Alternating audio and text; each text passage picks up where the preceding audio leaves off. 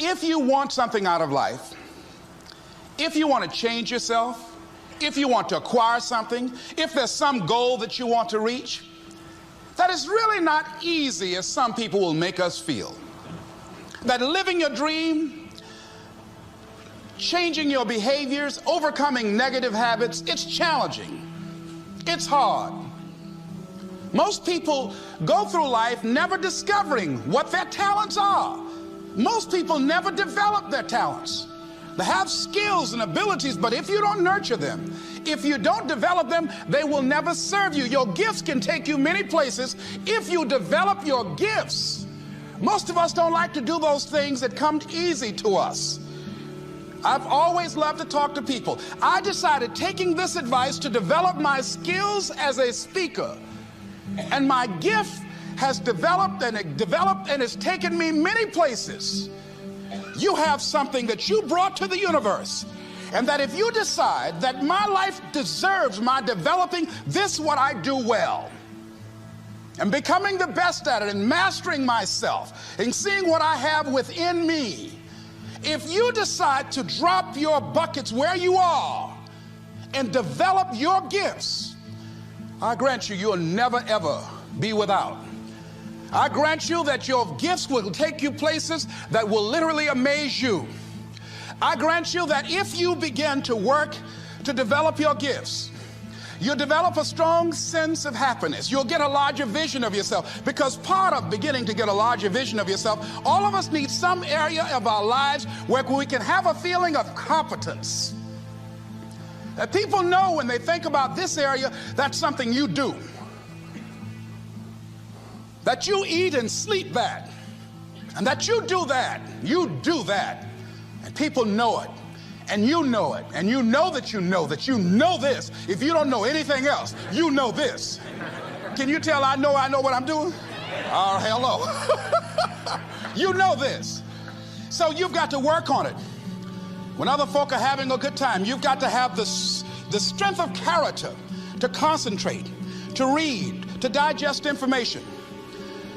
If you decide in any particular area that you're concerned about to make a conscious, deliberate, determined effort to read one book a month in that area, in 5 years, you'll be among the top 5% experts in the world.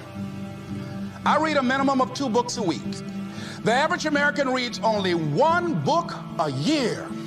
If you decide that area that you love, that you are going to master that particular area, in this era of accelerated change, overwhelming complexity, and tremendous competition, as you begin to develop and expand your skills and your talents and your vision of yourself, you will always be in control of your destiny. The next thing is, whatever it is that you want to do, you want to do it massively. I have a friend who was telling me that his sales were down. I said, well, how many phone calls you make a day? He said, 25. I said, double them. Make 50 or 75 or 100. He said, oh man, that's just too much. What do you mean too much? You behind on your bills? You talking about too much? You know one way to get back on your feet real quick is to miss 2 car payments? You talking about you're tired? There's no competition out here. Decide that you're going to push yourself. Most people won't do that. Most people give up on themselves easily. You know the human spirit is powerful. There's nothing as powerful. It's hard to kill the human spirit. They asked Benjamin Disraeli, a man who became the head of a country at a time when Jews were not allowed out after 10 o'clock. They said, how did you do it? How do you achieve it against such great odds? He said, nothing can resist the will of a people that will stake even their existence on the extent of their purpose for good. That when you have a made-up mind, when you decide that you want to do something, I was reading something the other day, he said, the power to hold on in spite of everything, the power to endure, this is the winner's quality.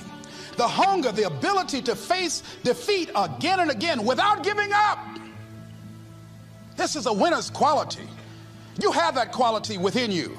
When you're hungry, you don't care about the facts. You don't care about the odds. Doug Williams played for the Washington Redskins, quarterback. John Elway of the Denver Broncos in the Super Bowl. Everybody was talking about Elway. After the Super Bowl, when Doug Williams made a historic passing game, they asked him, said, how were you able, in spite of all of the negative publicity saying that you couldn't win, how did you do it? He said, I ignored my critics. I just didn't pay any attention to them.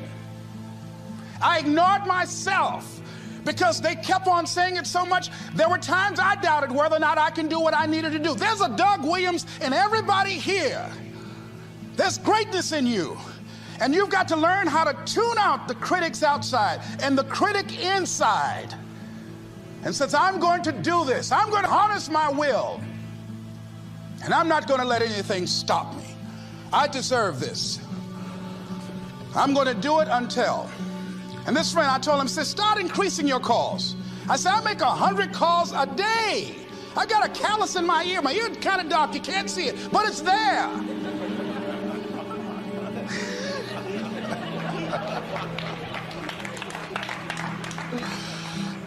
His sales have increased. He's working harder now. The other thing is that if you want something, you have got to be relentless. You've got to learn how to become resourceful. You've got to learn how to become creative. When crises strike in your life, and in the Chinese language, crises mean danger, but it also means opportunity. And this is an opportunity for you to grow. And you've got to be so relentless, regardless of what comes down the pike, that you're always looking for a way to get over, always looking for a way that you can break through, always looking for a way that you can win, always looking for a way that you can strike a telling blow. And pretty soon, I think there's some people watching us in the universe that say, wait, let's call a meeting over here. You know that guy Mustafa? Look at him down there. He won't stop. Just that fool don't know he can't get over. Look here. Why don't we do this? Let him go and let's mess with somebody else. Shit. Let him go on through.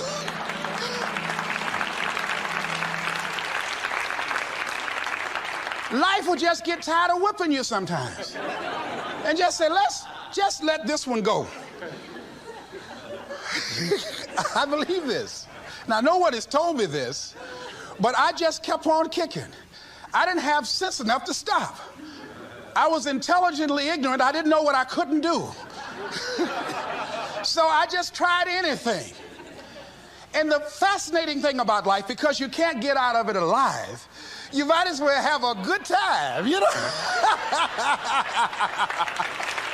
You might as well have a good time. Live your life with passion, with some drive.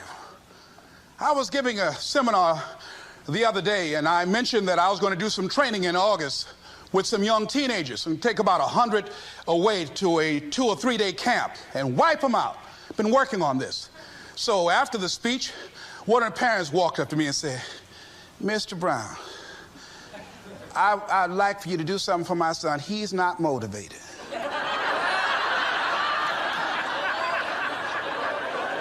I said, I wonder why.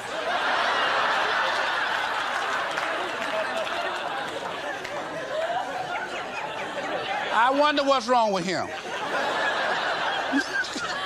He had no fire whatsoever. See, what you do speak so loudly, folk can't hear what you're saying. And so if you don't have any fire, you've got to watch the people, the relationships that you develop. Have people of kindred mindsets. If you're around folk who are dead and negative all the time, they will affect you. You want people that are around you that have smiles on their faces, looking good. I was telling a group last week, Abraham Lincoln refused to hire a guy because of his face. They said, but the guy can't help it. He said, anybody over 30 is responsible for their face. If you have some depressing face looking at you every day, it affects your blood pressure. Keep these dead faces away from you. It's contagious. This is serious. So you've got to watch your countenance, watch your face, have an uplifted expression, watch your body posture. All of these things affect you psychically. You got to be the kind of person that you are fearless. Fearless. Folk leave fearless people alone. There's some people walk through a neighborhood and every dog in the neighborhood would bark at them.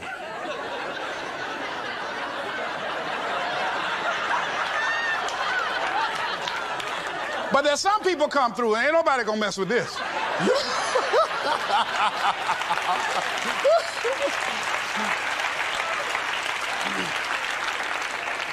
You are unstoppable. And because you are unstoppable, because you've got power that you haven't even begun to use yet, you owe it to yourself to release your brakes. How many of you have the experience of pulling out of your driveway and you mashed on the accelerator and the car was just going, and couldn't move, and you mashed harder and it couldn't move, and then you discovered you had your emergency brakes on. And then you release those emergency brakes and it goes, choo! Have you ever had that experience before? Most of us go through life with our brakes on, holding back, not giving all that we have, not sharing all of ourselves. Most of us go to our graves still holding on rather than releasing it. What are some of those things that keep us from releasing it? Because of past experiences, past defeats, past pain. We look back, well, it didn't work out then. It probably won't work out now. Many people get confused their performances with who they are. I was reading Pat Riley, the coach of the Los Angeles Lakers.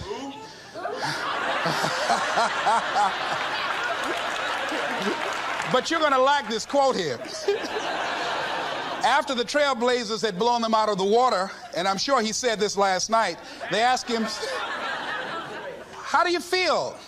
He said, tonight we were exposed for what we are right now.